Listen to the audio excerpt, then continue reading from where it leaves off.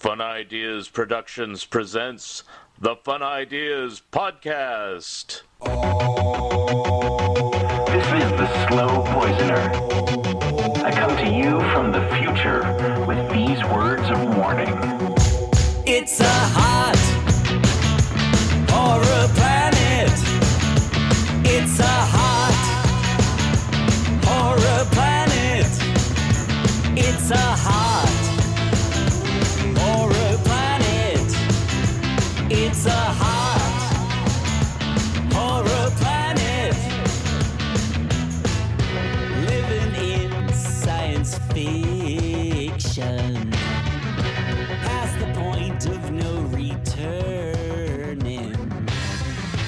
We got high on gasoline. And we blew the scene. Hi, this is Mark Arnold, and welcome to Fun Ideas Podcast number 78.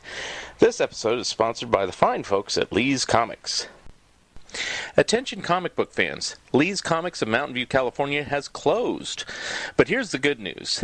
Lee's Comics eBay store is still going strong with over 10,000 vintage comics, the majority of which are now on sale, for half off. Choose from Lee's huge stock of golden, silver, bronze, and modern age comics, and specializing in Silver Age Marvel titles. You can count on friendly service, accurate grading, and quick, secure shipping backed by a money-back guarantee. To check out Lee's eBay store, go to eBay. Click Advanced Search to the left of the search bar, scroll down to Sellers, and enter Lee's Comics Inc., period. That's LEESCOMICS INC, period. Don't forget the period. Lee's Comics is shipping daily with no delays. New items daily. Mention the Fun Ideas Podcast and get a free bonus gift. Long title, Looking for the Good Times, Examining the Monkey Song One by One, by Michael A. Ventrella and Mark Arnold. A book that examines each song, gives lots of details about each song and our own personal opinions. You can find this book on Amazon, Barnes & Nobles, and anywhere where good books are being sold. Our webpage is wordpress.monkeys.com, where you can see many of the songs and give your own opinions of them. And we will be discussing this more on Zilch. Letters, we get letters. Here are some more recent comments about this podcast. This is from Derek Hibbert about podcast number 73 with Michael Gerber. Great questions. Fascinating answers. Thank you for all your efforts. I've loved The American Bystander since it left the gate. And the art and writing somehow get better and better all the time. And then a person named Logan commented, probably sarcastically, but I'll take it. Awesome video. It was really good. I want to be friends. Other than that, there is more progress on my Disney book and my Mad book and my 4 articles for back issue. Nothing new has been released since last time, but please support this podcast and also buy my other books. Our guest today is a professor, as well as an avid collector of Golden Age comics, especially those with an underwater theme. Here he is, Malcolm Mobutu Smith. Okay, on the phone today I have Malcolm Smith. How are you today? I'm excellent. How are you? I'm fine. So, as we usually do on the Fun Ideas podcast, I just always start off with, tell us a little bit about yourself and how you got interested in comic books and art and other things that you do. Fantastic. Yeah, sure. So, my name is Malcolm Smith. I'm a faculty member at Indiana University in the Eskenazi School of Art, Architecture, and Design, and I've been teaching here for almost 20 years, and I've been teaching art at the collegiate level for about 25 years. I got interested in art early in life. Both of my parents have degrees in art from Michigan State University. My mother painting and drawing, and my father in sculpture. And my main area of expertise is in ceramics, but I teach all levels of ceramics, drawing, and graduate student education in the art school. Comic books and the visual world sort of entered my sphere early on, and I can vividly remember listening to a NPR story about Michigan State's comic book collection years and years ago, back in the mid-late 70s. And it was on the strength of how they were describing the amazing collection that MSU had put together that made me, in my young, maybe 9 or 10-year-old mind, say, hey, I've got a few books in my collection back in my toy box, and I that day rummaged through that thing and pulled out my Avengers book that I had in there, and said from that day forward I was a comic book collector, and I took them to school with me every day, put them on the corner of my desk until the teacher saw the stack getting so big it was obstructing my ability to get work done, and said I couldn't bring them anymore. Oh. So then I graduated to a box. And, over time, how I know you is we have a little group called the Comic Book Consortium that's been online for at least a decade. I don't know how long have we done this. I think even longer, because one of the members, Mike Bromberg, is he one of the founding members of that? I don't know who's the founding member. I got pulled in by Jerry Boyd, so... Right. Well, Mike and I started communicating long ago when eBay was still structured such that you could see bidder information, and emails were part of the open data that you could get, and we struck up a conversation based on a transaction, and he invited me to our group, and that was probably almost 16, 18 years ago. Yeah. And I've just had a fabulous time having the conversations and learning from each of you, and just developing these long-distance friendships through the interwaves. Mm-hmm. Now, I know we haven't met face-to-face, but have you met any of the other consortium members face-to-face? No, I have not. Oh, wow. I've talked to a number of you guys deeply, John and Mike, of course. Mike has been lately communicating via text with me quite frequently in the last few months. But John Chenault is also pretty frequent communicator with me, and then Jeff Radar, and the late Stuart Silver, Yeah, I used to meet because I'm in Oregon now, I don't get to meet up with everyone, of course, with the shutdown right now. I just have to kind of stay in place, so I'm not going to California anytime soon, but yeah, I used to meet up with Jerry Boyd and Dick Swan, and Mike would show up on occasion, and Jeff Rader, like you said. So we used to get together maybe like once every other year, I think, and just show our wares, as it were. Right. I would love to make a journey out there. My wife's family is from Idaho, and we made a trek out there and went up to British Columbia a couple of years ago, and we drove through Oregon and Washington, and I think my sister-in-law lives in Oregon City. Very cool. Yeah, I haven't even been to Idaho yet. The furthest east I've been, I don't know if you know Oregon very well. I live in the center in Eugene, Springfield area, but about halfway to Bend is where I've been to Sisters, Oregon, and then and north and south and stuff like that. So one of these days I'll make it to Idaho, but... Anyway, as far as collecting goes, so you got the collecting bug, brought comics to school, but you seem to collect a lot more Golden Age stuff. I mean, is that just as you became an adult, or did you manage to secure some early on and things like that?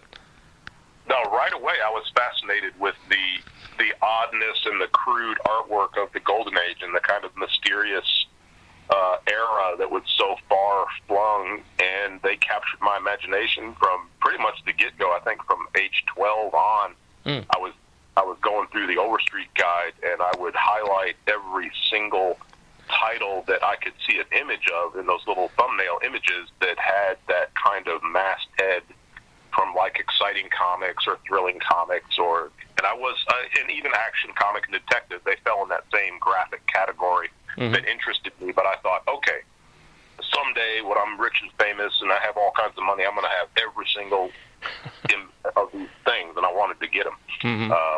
And so I would just voraciously flip through that book, ignoring my schoolwork, and I had that thing memorized. I could tell you on what page in the Overstreet Guide and what column Exciting Comics existed on, or Planet Comics, or whatever it was, and I just wanted to have all those Golden Age books. As far-fetched as that sounded, that's what I wanted. And of course, I was also interested in the Silver Age superheroes. The Hulk is my absolute favorite superhero, if you want to just talk about superheroes. But yeah, other than that sort of craving to have every Hulk thing, I wanted to have as many examples of Golden Age titles as I could find. And I guess how thorough is your collection as of this point? Yeah. Well, I've snuck up on having probably 1,000 to 1,200 copies of what we consider from the Golden Age. Most of them revolving around oddball Silver Age titles, but we'll probably get into deeper thought and conversation about my main thing now. In the last 15, 16 years, I've focused on this thematic collection of underwater covered Golden Age books. Yeah. So I've And yes, I knew about that, and I was going to ask you about that. We might as well talk about it now. So why underwater? Are you interested in water sports and boating and everything, or is it just the theming for the comic books? It's really a visual thing. It's an aesthetic, artistic-driven collection that looks at the uniqueness of what the artists were challenging themselves with in deciding to depict heroics or whatever's going on. And, it runs a gamut because this collection ignores genre. It ignores, for the most part, decades. I mean, it covers from 33 to 61, so I'm looking at the big Golden Age bracket, not the tight 1956 one. But just so I can have more of them in there. I say loosely 10-cent covers. Yeah. So there's something going on when the artists decide that they're going to try to depict a substance for actions to exist within. It isn't just, you can see Superman floating through the air or even flying in space or whatever. There's no particular thing going on artistically to sort of depict the atmosphere that they're in. So there might be a few examples here and there of clouds or maybe smoke wisps here and there, but the idea of something being submerged and then coming up with the graphic clues to tell you that something's underwater, I just find them incredibly beautiful, fascinating, and I wanted to collect every single example. My gateway drug was Whiz Comics number 19. Like I had seen obviously lots and lots of Golden Age books in my life, but I think I'm probably trying to put a date on when this actually started. It was before I moved to Bloomington, Indiana. So I was teaching at Western Kentucky University down in Bowling Green, Kentucky, when I landed my Whiz Comic 19 for the first time. And it was on the strength of that cover, the structure of that cover, the graphic design, the fact that the tail of the shark that Captain Marvel has him in a headlock. Okay. It rips through and sort of obscures the masthead of the title itself. So even in their infancy, they're only a year and a half, 2 years old at that point, they were willing to obstruct a huge portion of their graphic letter structure at the top of the page for the value of this amazing heroic feat. And then, so you have characters floating underneath there. So you have this young woman floating in the water, and Captain Marvel's hair is being affected by hypothetical water undulations, and you've got bubbles. And, all that stuff just fascinated me. So I just wanted to have every single copy. Now, it's interesting that you like the underwater covers. At the same time, you said Hulk was your favorite superhero. Why not, say, Submariner or Aquaman or something like that? Well, surprisingly, there's very few. There are no Golden Age depictions of Aquaman underwater. And I don't know. You can correct me if I'm wrong, but I believe there's no actual Golden Age cover appearance of Aquaman in More Fun Comics, even, where he first appeared. There's not a single Golden Age Aquaman cover. You're probably right. I'm thinking more Silver Age, but yeah, you're probably right. Yeah, Golden Age, I don't think there is anything like that. So it's funny, and then Submariner, of the 39-issue Golden Age run, there's only 5 or 6 iterations that have him underwater. Mm-hmm. And I'm zeroing in on the final book of the Submariner Golden Age run that I don't have. So Subby 22 is on eBay currently, and I'm trying to lock it down, but it's probably going to go beyond my means.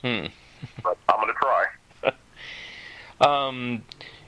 Since you mentioned Overstreet, is for Golden Age stuff, since I don't collect too much of it, I have a few here and there, but they're always a little pricey for me. But Yeah. over the years, how accurate are they as far as scarcity? I mean, it's like there's certain issues that they say are scarce. Are they as scarce as they say, or vice versa? Are ones more hard to find or difficult to find than they claim? Yeah, that's a real mixed bag answer. So, they pride themselves on making notations of things being scarce, and every once in a while, rare or very rare. But just like in the Gerber guide came out, and Exciting 28, which actually happens to be an underwater cover, was a Gerber white space. They thought this book was super, super rare, and it is still, by any practical measure, uncommon. But there's probably almost 30 copies in the census now for something that used to be a Gerber white space. And then other books are, in numbers in the run, there might be 2 or 3 total CGC census findings. So it runs the gamut. And then, the other thing is that oddball books that aren't really in demand or titles that don't really do anything. Excuse me. Issue 58 of A Date with Judy might be impossible to find, but it's not really that meaningful to people. Right. And I don't think that there's good comprehensive notation in Overstreet of that at all. Yeah. There's too many books. There's way too many books to be that comprehensive with it. Right. And, my personal opinion is I think in recent years Overstreet's gotten a little bit lazy on their updating of facts and figures and things like that. But I think they are certainly out of date, and they're sort of losing ground against things like the online or app-driven price updates. So their yearly sort of annual update thing is not working anymore, I don't think. Yeah, that's what I kind of figured in the last 10 years or so. Now, when you find books nowadays, how do you usually find them? Is it on eBay, or do you still have luck in stores or other mail order? Very little luck in stores, although my local store here knows of my penchants and interests, and so they give me a heads up when they get something. But there really isn't that kind of clientele that's bringing in oddball rare books here. So mostly eBay, Comic Link, Comic Connect. I used to go to Metropolis's website, but they're a little pricey and wacky.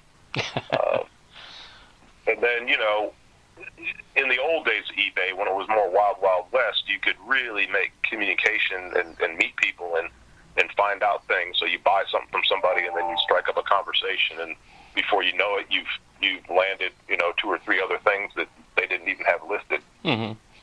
And so that's sort of gone. I guess Facebook has sort of taken up that space of the Wild West aspect of collecting. Right. There's a lot of weird live auctions that people are doing in their own basements, and it's bizarre. I know I used to, because I collect humor magazines and things like that, and for me during that Wild Wild West, I was able to secure full runs of things like Sick and Cracked and stuff like that, just because people were offering it so low. They just have stack of 20 magazines $1 or something. Sure. Did you find any incredible deals during that time for Golden Age books? Yeah. Oh, yeah. I'm trying to think of a good one. Actually, my Exciting 28, it wasn't actually that early on, but I guess it would probably have been 14 years ago now, and it was before a lot of the reasons that they refer to eBay as eBay was the case. So it was a little easier to communicate with people, but somebody listed Exciting 28, that Gerber Whitespace book, for a ridiculously low amount, and I could tell that the person hadn't done the research. And I nabbed it for a buy it now that was just over $100, and that book in any kind of condition that's readable goes for plus $1,000. Wow. And this was a VG minus that I got for about like $120 after shipping. Wow. And I'm still pinching myself with that one. Another rare one was Ace Comics number 150, which is the second to last issue featuring the Phantom. And it's got this gorgeous, absolutely gorgeous underwater depiction with super rich, chunky black lines that you should check it out, or the listeners should check this out with the the quality of draftsmanship on this thing is like unlike any other title. So near the end of Ace Comics, well, I guess most of the Ace Comics just had this hyper-rich, super bold black line for the outlines of all the characters. And the last few, I think maybe dozen or so issues featured the Phantom on every cover. And number 150 is just amazing. I got it for $30 in a near mint condition. And so a late night auction that was ending on eBay, and I still am blown away by that one. Wow. I know probably nowadays most of these, I mean, in the old days you mentioned Gerber, but nowadays probably Grand Comic Database has most of them pictured, even if they aren't available. Yeah. Absolutely. And are you just a collector of those type of books at this point, or was there other genres of Golden Age comics that you're collecting or still collecting at this time? I collect any oddball superhero books. I if I'm lucky enough to get the blue chip guys, Batman and Superman, I will take it. But yeah, I'm really more fascinated with the weirdos. So I just recently got a book that I've been desiring since about age 14, and that's Hyper Mystery Comics #1. And I just absolutely think it is the quintessential Golden Age title with all the copycat situation of everybody trying to jump in the end of 1939, 1940, when they saw Superman and Batman were selling like hotcakes and they all wanted a piece of the pie. And, Hyper Mystery is the crudest, weirdest, strangest superhero cover you'll ever see. Sort of trying to be Buck Rogers, I guess, with the character Hyper. I think the character's name is Hyper. I can pull it out here. I'm actually sitting in my comic book basement room, and I've got this coffee table that's a 3x3 square, and it's got a glass top, and it's got a drawer that is the space of the whole top there. Yeah, Hyper the Phenomenal is the superhero, and it's just the wackiest drawing. His anatomy is broken. The leg looks distorted. He looks a little bit androgynous, and he's just got two pistols. He's ready to rock and roll, and it looks like a giant eyeball behind him. But yeah, that kind of book, and books like Whirlwind, which I secured all 3 copies of Whirlwind comics about 20 years ago. I love those. I'll never sell those. Any of the oddball, early timely titles like Daring Mystery or Mystic Comics, I love that stuff. So they're super pricey, and so I don't get them very frequently, but if I land them, I land them. Any favorite artists from the period that you like? Well, Alex Schomburg, you gotta dig him. Kirby, of course, who covers the gamut. Kirby is my all-time favorite comic artist for all of his genius, both for longevity, his ability to reinvent himself, and to pretty much he built this entire thing that we all are in love with. And who else do I really like from the go? I like Fletcher Hanks of Fantastic Comics, and I think he did a few issues of Jumbo and Jungle early on, and then he sort of was only in the game for about a year and a half, and then went into obscurity. Right. And then Basil Wolverton, of course, is an amazing artist. Dick Briefer, I like his work as well on Frankenstein, and even his earlier stuff for Jumbo and stuff like that. Those are a few of my top oddball characters that drew comics. And then is there a favorite publisher from that era? It doesn't have to be DC or Marvel or Timely.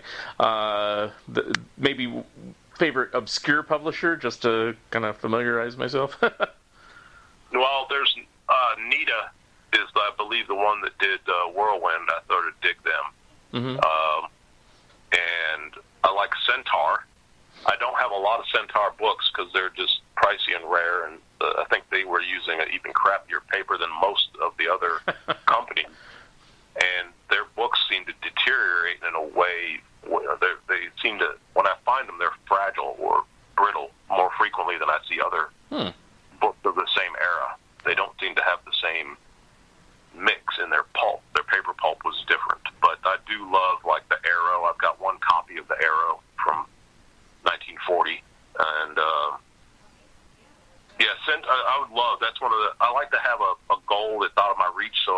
have a lot more Centaur titles. I'd like to do that. Yeah. I had a Star Comics number 4 at one point with the Winsor McKay characters from Little Nemo on it. I sold that one, but I enjoyed having that book for a while.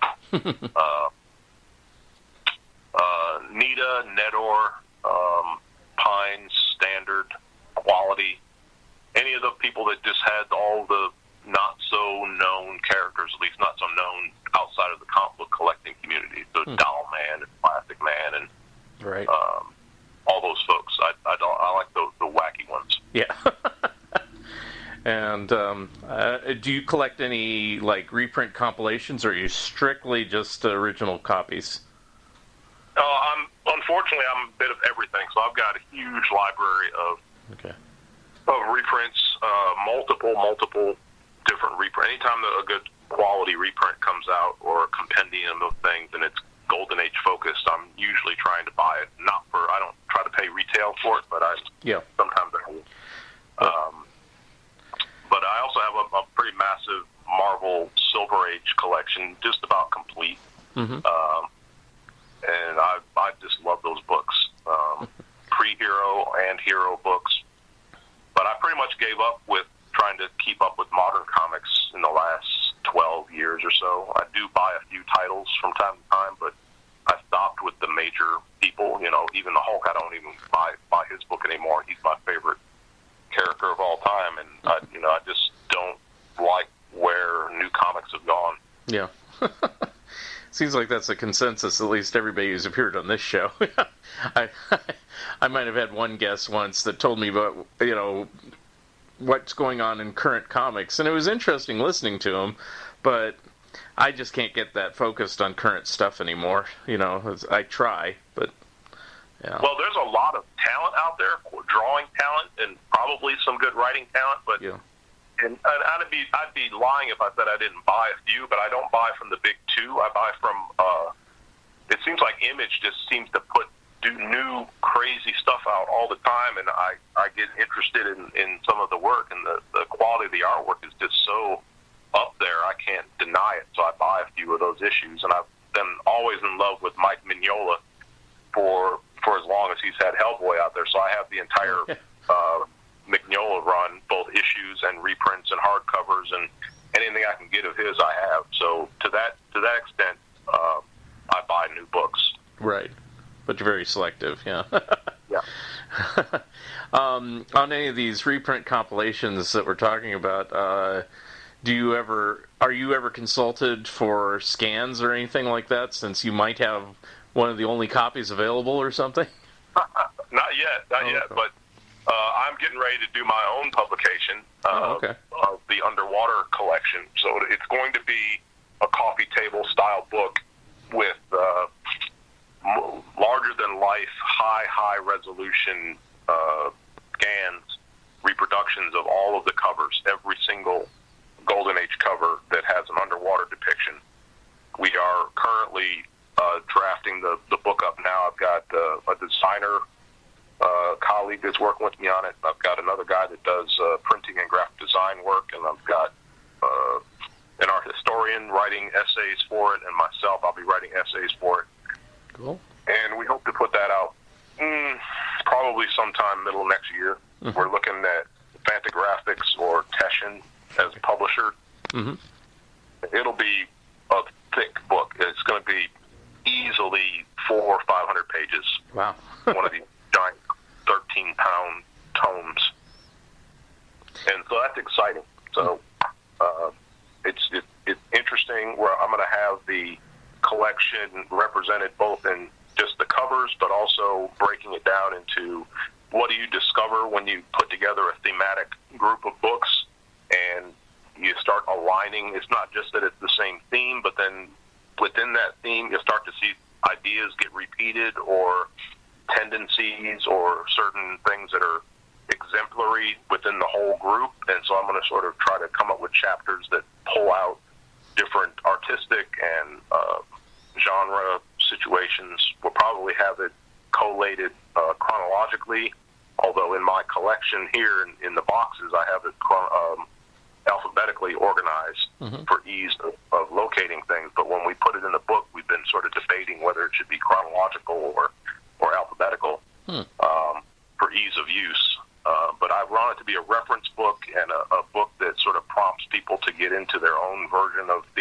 collecting. Mm-hmm. I don't know if you've ever run across this, but and I've tried to backtrack long ago when I was a teenager reading either an annual Overstreet guide or maybe some other, semi-annual publication, the Overstreet Update. There was an article that talked about or described collecting to collectors, or how do you collect, and there was a paragraph that mentioned, people collect for all kinds of reasons. Some people collect Christmas covers, people collect banana yellow covers because they just love the color yellow, and that sort of struck me. Yeah. And I've held on to that thought for a long time, that somebody possibly has boxes and boxes of books that are only together because they all have this particular yellow color for the majority of the thing. And I thought, that's an amazing thing to sort of focus on. Right. Is a formal element of the comic book. And so that's festered in the back of my mind until I finally sort of overlapped, and a reason to do a thematic collecting thing came to my head. But I really still can't tell you for certain why, other than the singular drama of Underwaters that are unlike anything else. I mean, you could certainly find someone that would collect all the Schomburg sort of hyper claustrophobic looking war covers, and I'm just as fascinated by those as anything else. And I bumped into somebody that said they collected all parachute covers, so people that are paratroopers, and it could be anything. Yeah. So it's really fascinating. Yeah, the most interesting ones I've ever heard, I mean, this one's pretty straightforward, is I met a person that collected chess covers. So any cover that depicted chess, and there's like the famous Batman cover where they're playing chess with the Joker and things like that. And he brought, this was at Lee's Comics when it was still open, he brought over a sampling of like 20 books that he had. And it was fascinating just because, there's a lot of chess covers. And when you don't collect them per se for that reason, it's just like, are there any chess covers? And then you start seeing them and you go, wow. And when I first heard about you doing the underwater covers, my first thought again was there that many underwater covers? And then I thought, yeah, they actually are, and it's like, but I think it's kind of interesting to collect by theme. I've never really collected by theme as much as genre, so, my forte is always humor and stuff like that. But I think the wildest one I've ever heard anybody say they collected is, since I'm a Harvey Comics fan, this person collects Little Audrey and Little Dot covers that show a bit of their underwear. Oh yeah. The little upskirt things, huh? Yes. And I go, I'm not touching that one, but I always found it kind of an interesting thing for that person to collect. Yeah, that's a little creepy. Yeah. And, of course, now every time I see one of those covers, since I have a big collection of Harvey books, I think of that. It's like, thanks, guy, for ruining my collecting. Yeah. No. Well, incidentally, there is a great underwater chess cover, which is Superman playing underwater on Action Comic number 96. Oh, wow. So you can cover both bases with one book. Mm-hmm. You mentioned the Submariner cover you're looking for. Are there any other issues that are still elusive, or is it really down to that? Oh my goodness! No, of the 420, I think 427 examples that I have indexed, I don't own them all yet, but I have a running list to get. I have about 370 of the issues now. Wow. And part of them is just not, there's a lot of them that are super common that I could buy 20 or 30 issues any day of the week if I wanted to spend $400 or $500 on $20 books. Mm-hmm. And I could get 20 or 30 books at a go. But I'm always sort of conflicted by whether I spend big gobs of money on buying a whole bunch of cheap books that fill holes, or do I save up that money to land the few whoppers that I'm still missing. Mm-hmm. Particularly ones that I'm still hungrily going after and I'll sort of build up to the most fascinating example for the last. Save it for last. But like, I need Action 15, Okay. and I've owned Action 19 and an Action 17 in my life, and I've sold both of those things. But I need Action 15. It's sort of the holy grail of putting together the blue chip character early Superman cover, and it happens to be a super exemplary underwater book. So when I get that one, I'll be very, very happy, and I'll know that it's all downhill from there. So it's probably the price. Well, that one and Adventure 27. Adventure 27 is just uber rare and expensive. It's a non-hero cover, and it has an amazing, I think his name is Fleischl, is the cover artist, but it's the shark attacking guy, and like, it just look, the water is so turbulent. It's like no other water depiction of the golden age, of the early golden age, and it also unfortunately has the first ad for Action 1 in it, so it's highly coveted whenever it does pop up in any grade. It's just ridiculously expensive. I need 7 Seas number 4 with a Matt Baker cover that is so coveted now that even beat up good copies are going for $4,000 to $5,000, $6,000. So I'll probably never land that one unless I find it in some miracle buy. I didn't think I'd ever own Detective Eye comics, which is the Centaur title, and I got that one a couple years ago. Detective Eye number 2 is just a gorgeous underwater cover. And then I need Fighting Yank number 3, which is an oddball title, and it's a great underwater cover. I've almost bought one a couple of times, but been outbid. And then the worst one, the one that I'm really, really pining for, well, there's 2 that I'm really pining for, is Hit number 5, with an amazing Lou Fine cover, with I think the red bee is on the cover with his diaphanously transparent sleeves, and he's fighting a swordfish underwater. It is, and it's an all black cover too. It's really amazing. That one I'll probably have to mortgage my house to get it. And the other one that I just want to find because it's eluded me and it's super, super, super rare is Prize Comics number 18. It's really a gorgeous underwater cover, and there's only, I think, 2 copies in the census, and there's only been 2 sales of it on Heritage in 25 years.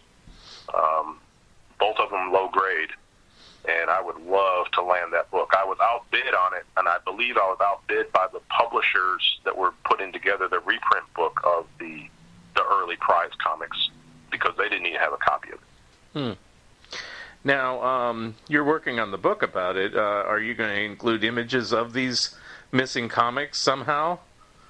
Somehow, I'm gonna. That's one of the things I'm working. My task of the many tasks that we have to do to the book is to communicate with other collectors and try to secure high grade scans by any means necessary. So maybe reaching out to other collectors and people that I know that might own them, or get me on the trail of someone that owns a copy that would be willing to scan it and share the scan with me.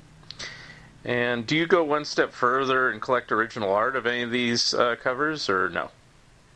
Oh, I wish. I don't have the deep enough pockets for that. Yeah. I do have a few pieces of original art that I've managed to get over the years, but they're really random, oddball things and nothing that's really related to the underwater thing. It would be fascinating. Yeah. I think the Action 15 cover sold a couple years ago, or it might have even been last year on Heritage for some ridiculous amount of money. Right.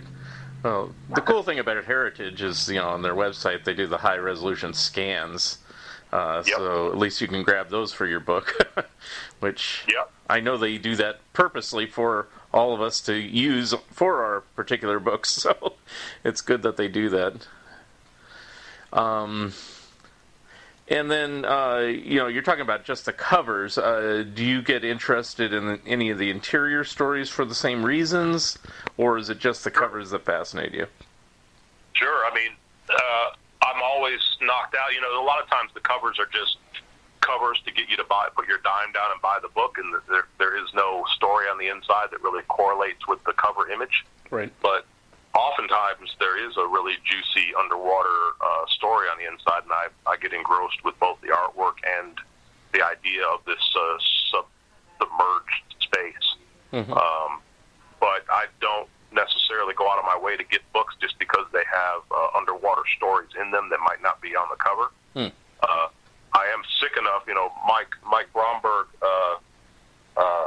got me hooked on trying to get the sensation comics that were coverless, because many of the splash pages actually have Wonder Woman underwater on the splash pages. And curiously, of all of the superhero titles that I collect from the Golden Age, Wonder Woman has the most occurrences of underwater mayhem, both on covers and on the interior.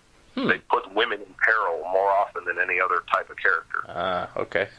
I was going to say, why? I wonder why, but then, you kind of hit the nail on the head. It's kind of the Perils of Pauline type thing. Yep. Let's see. Now, I was going to put my 2 cents in worth of it. You said you're not sure if you're going to do it chronologically or alphabetically. If I get a vote on it, I'd say put it chronologically. I think that would be more interesting, and see how that type of genre evolved over the years. Of course, you can do anything you want. It's your book, but that's my vote. That's actually the way we're leaning, is to go chronological. Okay. And for that reason, to see both how artistic styles shifted over time, and just because I think I've never actually lined it up even in my boxes, my short boxes. I don't have them in that order yet, but I'm curious to lay them out that way. Mm-hmm. I'm also planning on doing an exhibition that will be possibly paired with the release of the book. And since I work at a university that has a really nice contemporary gallery, I've talked to the gallery director, and she's game for letting me present my collection, this comprehensive, the actual books in the gallery in a secure space. Yeah. And so we'll have some kind of railing on the walls, and then I'll put a giant plexiglass that'll be hovering in front, so you can't actually reach behind, and it'll be wall after wall after wall of all of the Golden Age books up for people to see. Mm-hmm. Be nice to put like a piece of plexiglass with some liquid in it, and now you have to look at all the covers behind liquid. That's hilarious. Let's see. So, what is the time frame for the book? Is it it's just in the process now, or so you think it will be a couple of years, or is it on the fast track? I'm thinking middle next year to get this thing done. Yeah. And this is a question I was going to ask, is about the various artists and stuff. Have you met any of the artists that in the past from the Golden Age, and had any discussions with them about doing underwater drawings or covers or anything like that? Oh, just before the end of his life, I was getting ready to have Herb Trimpe do an underwater commission for me of the Hulk underwater. Maybe like what is it, 118? Hulk 118 has a nice underwater submariner battle. Yeah.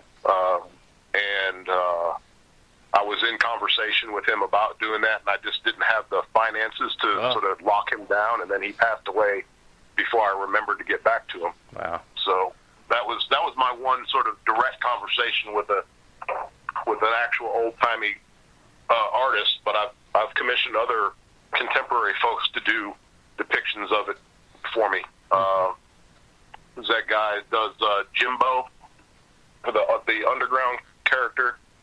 What's that guy's name? John Porcellino. Okay. Yeah. Mm-hmm. I think the character's named Jimbo Jones or something. Yeah, I think you're correct.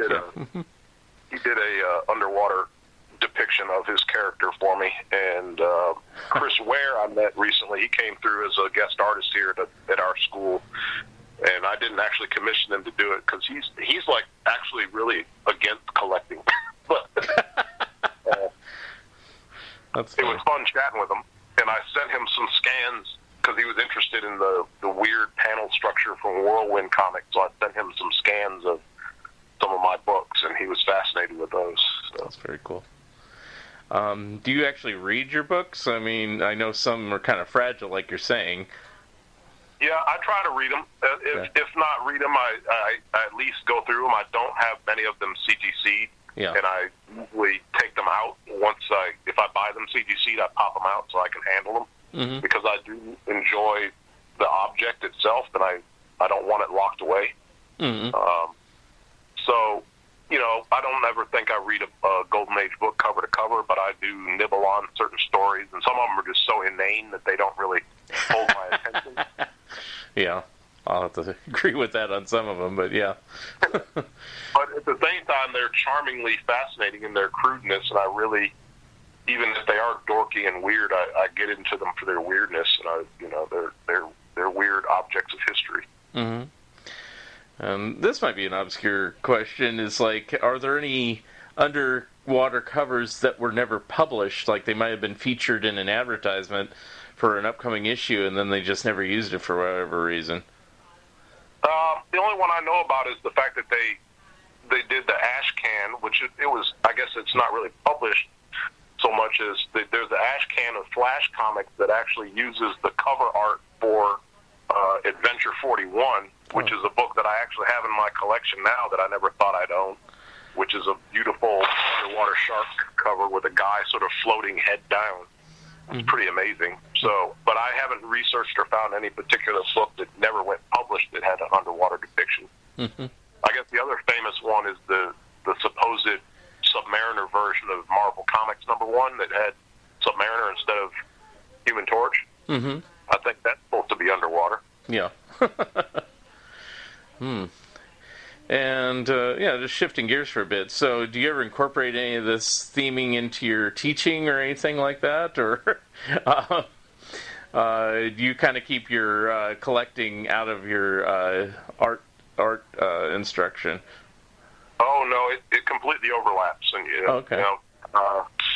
artwork and teaching young people how to tap into their passions is, you've got to use examples. And so I fearlessly try to share my own personal examples of my passions and my obsessions, and try to get them to expose and let themselves have passions and obsessions themselves, and sort of feed where they get their ideas from. Their ideas in art don't come from art; they come from your life, and so they've got to live something and care about something. So I use my collecting habits in every single one of my presentations. I do a lot of artist presentations at other universities and art centers and museums, and all of my PowerPoints have multiple slides that show my collecting room and multiple images of myself with my craziness. So holding a couple of Lord of the Rings swords, and the background of my collecting room. I have about 250 metal lunchboxes that span the whole gamut from the very first Tom Corbett Space Cadet lunchbox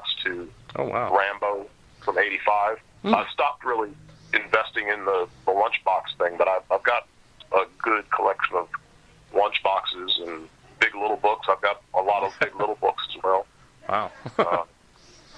I do like to find the big littles that have underwater depictions on the front or the back, and I haven't been so successful going after those lately. But yeah, I use my passions for all types in my teaching, and the teaching helps me talk about the artwork that's going on in the comics, and there's no filter or barricade between conversations that I have with my students and my own interest in. Cause I always ask them at the beginning of the class, it's an icebreaker question. I'm like, hey, if you got parents or grandparents that have comics, let them know that they've got a place to sell them.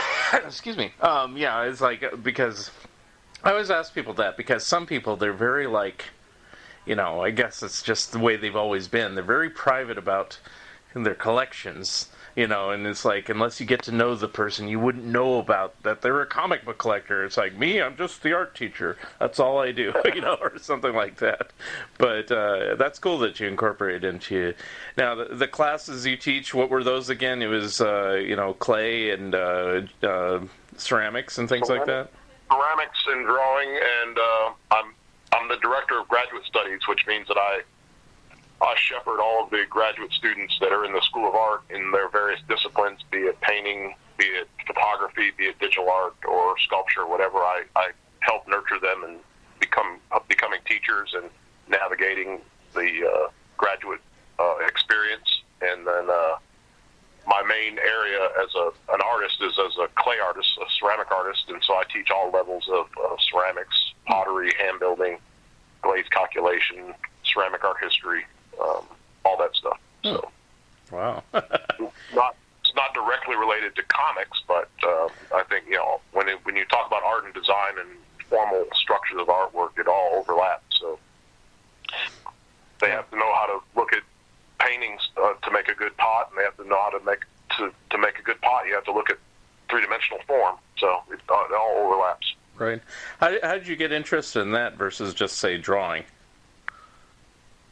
Well, that's an interesting kind of longer question. So my parents both being artists exposed me to the concept that, being creatively driven was a good choice. And I would compete, although desperately frustrated with trying to draw as good as my mom could draw from a very young age. And then she also had a potter's wheel in the house when I was a child, but I don't have very many memories of that.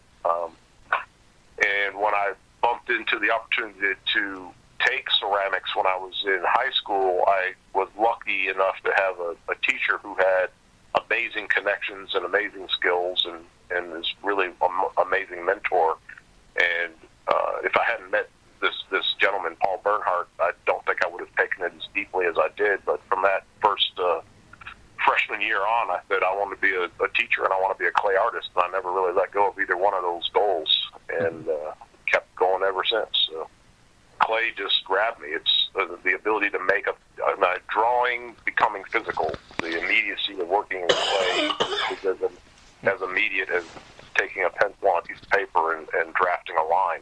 Mm-hmm. And so I've always sort of tried to marry the two together. Mm. If you go to my website sometime, MalcolmMobutuSmith.com, you'll see the wildness of my abstract pots that I make. They're sort of very abstract vessel forms that you wouldn't recognize as pots right away. Mm. Now, were your parents professionals in the art world, or are they just doing it as a hobby? Absolutely professionals. My mother originally started as a medical illustrator, and she did graphic design for a number of different printing companies, and then she did a lot of freelance art. And now in her retired years, she focuses mostly on doing sort of freelance jobs, drawing, and then quilting a lot. And my father got a degree in sculpture, but he ran a design school in Lansing, Michigan for years and years, where he taught drafting and mechanical design and urban renewal stuff. So they would do urban planning and building houses, and he educated ex-cons and other kinds of folks at this school, and other young people that needed a skill, more like a trade skill. But he himself designs machines and machine parts as a draftsman. Hmm. So I guess it's totally in the blood. You got it from both parents that way. Indeed. Yeah. Do you have any children or anything like that? I do. I have one son. He's 15, and he's not that interested in art yet. But, that was my next question. Is he artistically inclined? His dad is a teacher, yeah. And he basically just got gifted a comic book collection because his dad has 16,000 books, so I could easily give him a starter. He's got like the whole run of Amazing Spider-Mans and Web of Spider-Mans and Star Wars. He likes various things, but he doesn't really collect them yet because he doesn't have to work at it, because he can just come downstairs and look at whatever he wants. That's funny. Does he like those type of books, or does he have other interests, or what? He has other interests. I think he's into music, and he's also thinking about science and economics. I'm not sure what he's going to be yet. I don't think he's sure, but he certainly hasn't shown a lot of interest in collecting. He's starting to get interested in the fact that there's monetary value in these things, and he wants me to keep flipping them so that I can buy him different games or something, Yeah. Do you sell a lot of books, just out of curiosity, or do you try to keep everything?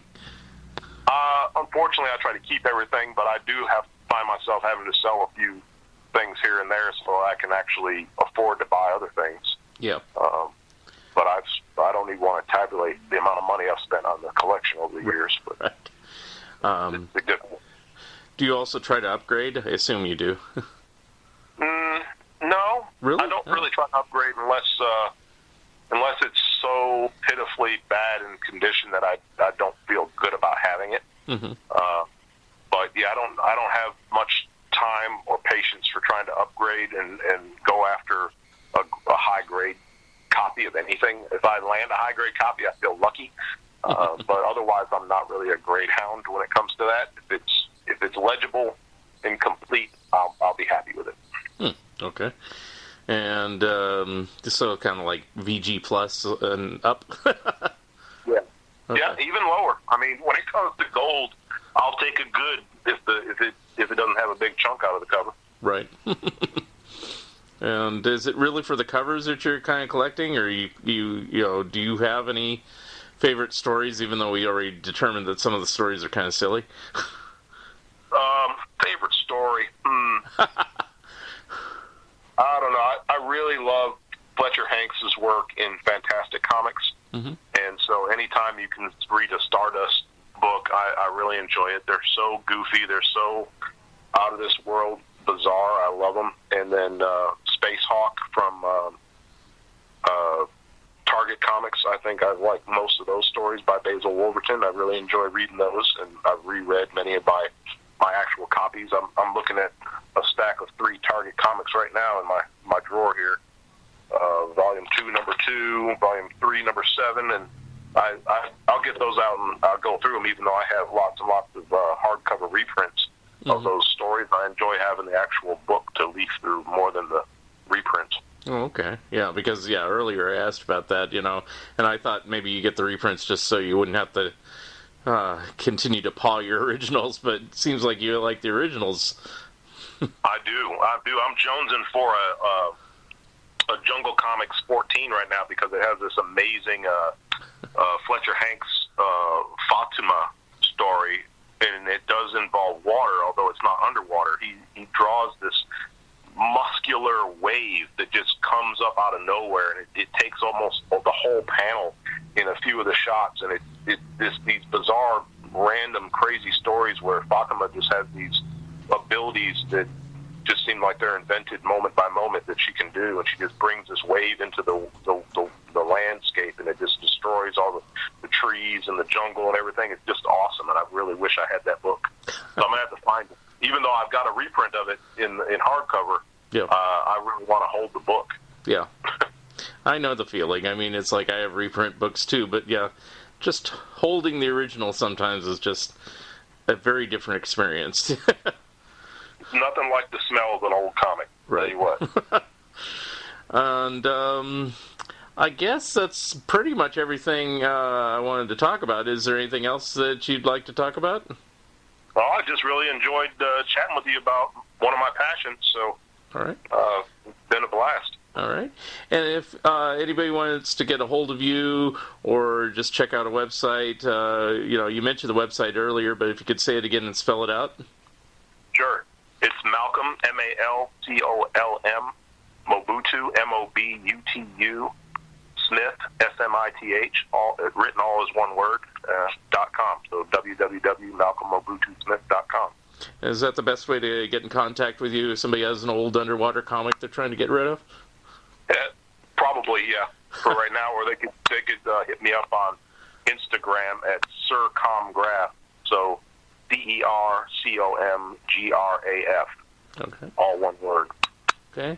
And the underwater comics book that you're working on, is that secured? That you definitely have a publisher, or are you still looking? We're still looking to land the publisher. I've got our historian friend who's writing one of the essays has connections with Fantagraphics and Titian and a couple other places, and he's going to be helping me secure that. And that we're hoping to have the book done and ready to be published by summer next year. Okay.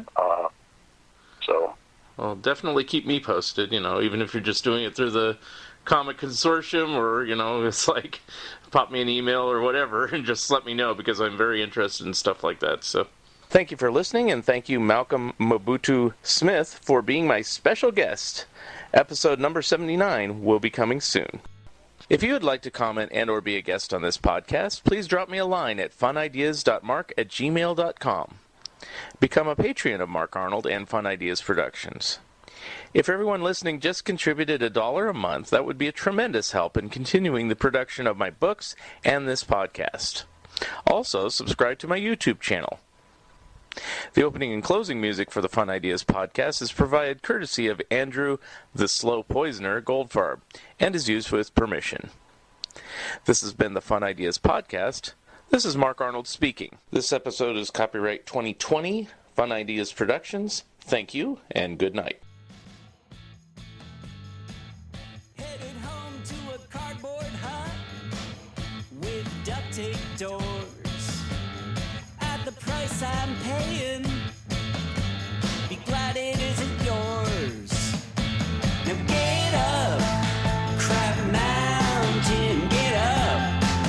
Crab Mountain, get up. Crab Mountain, get up. Crab Mountain, get up. Crab Mountain, get up. Crab Mountain, get up. That mountain of crab. And don't fall back. Don't fall